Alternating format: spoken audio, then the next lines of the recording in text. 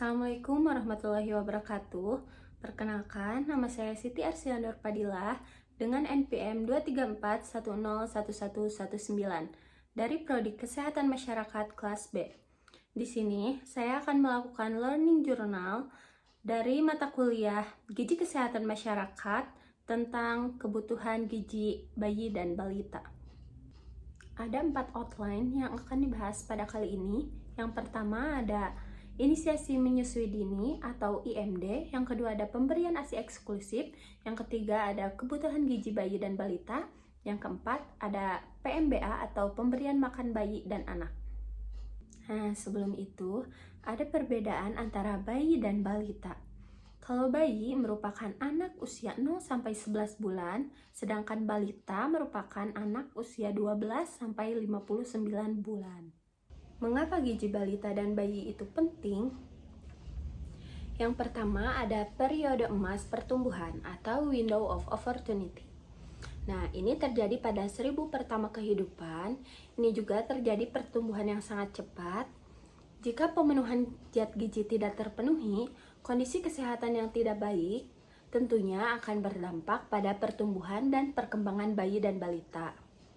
Itu juga biasanya disebut dengan golden period. Lalu, yang kedua ada fase pertumbuhan yang lebih cepat dari keadaan normal yang biasa disebut dengan growth spurt.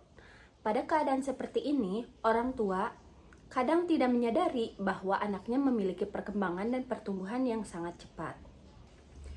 Nah, yang ketiga ada gizi yang memadai digunakan untuk pertumbuhan otak, perkembangan kognitif, dan menjaga kesehatan bayi. Nah, oke, kita masuk ke pembahasan yang pertama mengenai IMD atau inisiasi menyusui dini. Nah, ini merupakan proses menyusui yang dimulai segera yang dilakukan oleh bayi paling singkat 1 jam setelah kelahiran. Nah, caranya adalah bayi diletakkan secara tengkurap di dada atau di perut ibu sehingga melekat pada kulit ibu. Nah, IMD ini memberikan kesempatan bagi bayi untuk mencari puting susu ibu dan menyusu sendiri hingga bayi merasa puas. Nah, manfaatnya ada untuk mencegah hipotermia, lalu ada kunci keberhasilan ASI eksklusif, lalu mengurangi resiko kesehatan bayi dan balita. Nah, yang keempat ada mempererat ikatan antara ibu dan bayi. Pokok bahasan yang kedua mengenai pemberian ASI eksklusif. Nah, ASI ini diberikan kepada bayi setelah dilahirkan selama 6 bulan. Lalu tanpa menambah atau diganti dengan makanan atau minuman lain.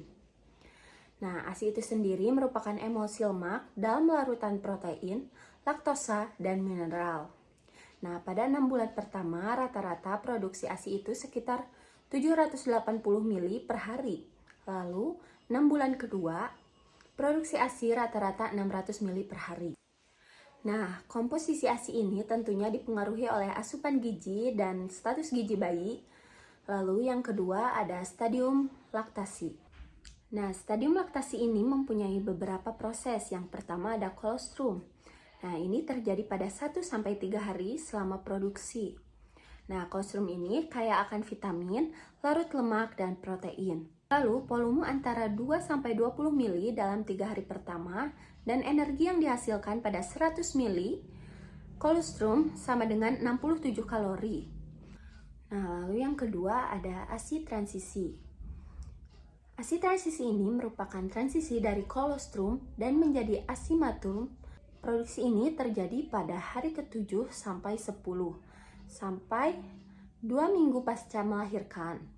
Nah, ada protein dan vitamin pada ASI transisi ini, makin merendah namun karbohidrat dan lemak semakin tinggi. Yang ketiga ada ASI matur. Nah, ASI matur ini diproduksi pada minggu kedua setelah melahirkan. ASI matur ini memiliki energi 75 kalori per 100 mili. Nah, ASI matur ini tentunya mengandung karbohidrat, protein, lemak, dan vitamin, serta mineral yang dapat membantu untuk memenuhi kebutuhan gizi bayi. Nah, pokok bahasan yang ketiga ada kebutuhan gizi bayi dan balita. Nah, kebutuhan bayi dari 0-6 bulan dengan pemberian ASI saja. Frekuensinya 6-8 kali sehari atau lebih. Namun, ketika sudah berusia lebih dari 6 bulan, bayi sudah harus diperkenalkan dengan makanan pendamping ASI atau MPASI untuk memenuhi kebutuhan gizinya. Pokok pembahasan terakhir adalah pemberian makan bayi dan anak atau PMBA. Pada usia 0-6 bulan, makanan utama bayi adalah ASI, yaitu air susu ibu. Nah, itu diberikan secara eksklusif tanpa menambahkan atau mengganti dengan makanan atau minuman lain. Ini menurut Peraturan Pemerintah Nomor 3 Tahun 2012 tentang pemberian ASI ibu eksklusif. Lalu, pada usia 6-8 bulan, tetap diberikan ASI dan dimulai diberi makanan pendamping ASI atau MPASI yang diberikan dalam bentuk makanan lumat, yaitu makanan yang dihancurkan, disaring, atau dilumatkan hingga halus. Selanjutnya, pada usia 9-11 bulan, bayi tetap diberikan ASI dan mulai diberikan makanan yang lembek. Nah, peralihan dari makanan ini merupakan peralihan dari makanan lumat ke makanan padat. Lalu, pada usia 12-23 bulan, bayi tetap diberikan ASI, namun makanan yang diberikan sama seperti keluarga lainnya atau masakan rumah tangga. Nah, ada beberapa masalah pada pemberian MPASI. Yang pertama ada MPASI terlalu dini, yang kedua ada MPASI terlambat, yang ketiga bayi mengemut makanan, ada GTM, gerakan tutup mulut, lalu ada piqueter, terakhir ada sulit BAB. Nah, mungkin sekian hasil dari learning journal saya. Mohon maaf bila banyak kekurangan. Terima kasih. Wassalamualaikum warahmatullahi wabarakatuh.